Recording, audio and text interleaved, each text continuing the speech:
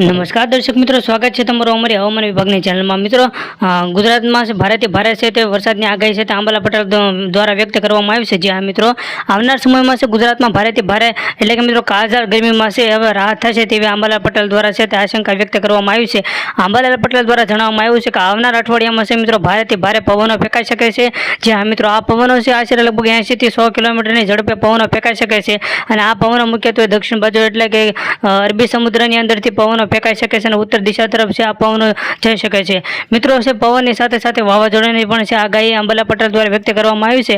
ગુજરાતના એટલે કે ગુજરાતના દક્ષિણમાં જે ભાગો છે એમાં મુખ્યત્વે વાત કરીએ તો સૌપ્રથમ છે સૌરાષ્ટ્ર છે, વેરાવળ છે, દ્વારકા છે, તેવા દરિયા કિનારો ભાવનગર છે, પોરબંદર છે, એવા મિત્રો દરિયા કિનારા અંદર છે વાવાઝોડાની અસર છે તે માઠી અસર જોવા મળશે। હાલ છે ગુજરાતના દરિયા કિનારાની અંદર છે સોશિયલ ડિસ્ટન્સ એટલે કે ત્યાં મિત્રો કેટલાક પ્રકારના છે સિગ્નલ પણ મૂકી દેવામાં આવ્યો છે અને ગુજરાતમાં છે તે ભારેથી ભારે છે મિત્રો વરસાદ થશે એવી આગાહી છે તે અંબાલા પટેલ દ્વારા છે તે વ્યક્ત કરવામાં આવી છે।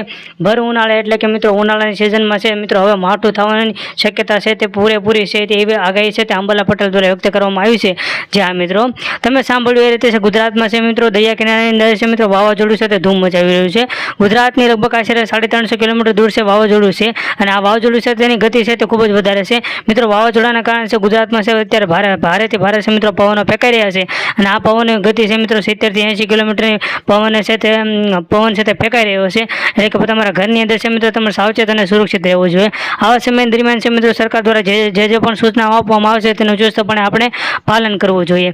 મિત્રો ગુજરાત સરકાર દ્વારા છે તે કેટલીક સહાય પણ આપવામાં આવે છે। મિત્રો ગુજરાતના જે દરિયા કિનારો છે એવા લોકોને પણ ખાસ પ્રકારની સૂચના આપી દેવામાં આવી છે અને એવા લોકો દરિયાઈ ખેડૂતો બાબતે પણ છે તે સરકાર દ્વારા સૂચના આપવામાં આવી છે કે દરિયાઈ ખેડૂતો છે તે આવા સમય છે તે દરિયો ખેડવા ન જાય અને આવા લોકોને છે તે સામાન્ય રીતે છે તે દરિયાથી દૂર એટલે કે સ્થળાંતર છે પણ એમનું યોગ્ય રીતે કરવામાં આવે છે।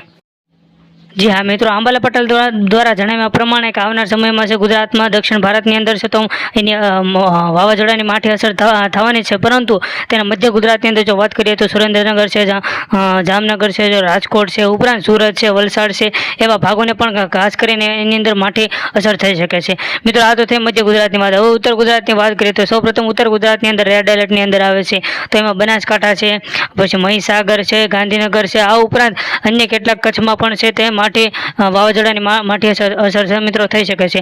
મિત્રો વાવાઝોડું છે મુખ્યત્વે અરબી સમુદ્રની અંદર છે અને વરસાદ લાવવા માટે છે મિત્રો અરબી સમુદ્રના પવનો છે તે મહત્વના હોય છે। આથી છે મિત્રો આ પવનો છે પોતાની સાથે વાદળા પણ લઈ આવતા હોય છે અને આથી છે મિત્રો ચોમાસાની છે તે શરૂઆત છે તે થઈ ગઈ હોય એવું પણ આશંકા છે તે અંબાલા પટેલ દ્વારા વ્યક્ત કરવામાં આવી છે કારણ કે ચોમાસાની શરૂઆત મુખ્યત્વે આપણે દક્ષિણ ભાગો એટલે કેરળ બાજુથી થતી હોય છે પરંતુ આવા સમય છે તે વરસાદ લાવવા માટે મહત્વના ભાગ ભજવે છે। મિત્રો જો હજી સુધી જો તમે અમારી યુટ્યુબ ચેનલ લાઈક શેર અથવા સબસ્ક્રાઇબ નથી કરી તો મિત્રો તો તમે અત્યારે જ અમારી YouTube channel like share subscribe કરી અને અમારી યુટ્યુબ ચેનલને બેલ આઇકન જરૂર દબાવો કે જેથી હવામાન વિભાગની મિત્રો માહિતી છે તે સૌથી પહેલાં તમને મળે।